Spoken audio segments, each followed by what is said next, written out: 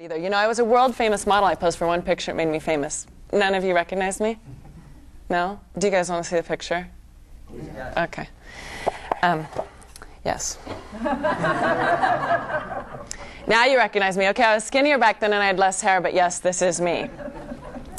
So while we're on the topic, a few photos from Tiana Tozer's photo album.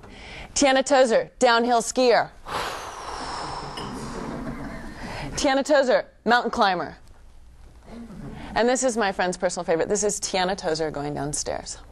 Yeah, don't think that hasn't happened. I was with my friend Jill, and she's able-bodied, and I was buying a gift for my mom, and I picked up the gift, and I put it on the counter, and I got into my purse, and I got out my credit card, and I handed the lady my credit card, and she took it from my hand. And then she turns to my friend Jill, and she said, "Would the lady like that gift wrap?"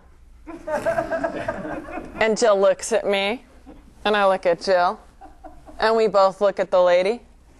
And I turned to Jill, and I said, "Would you please tell the lady I'd like that gift wrapped?"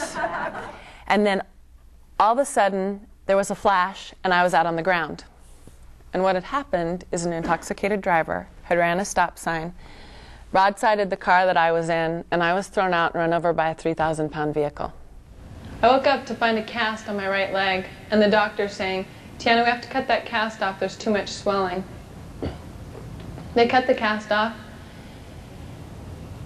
and I don't know what was under it, but it sure as heck didn't look like a leg, and it was no leg of mine.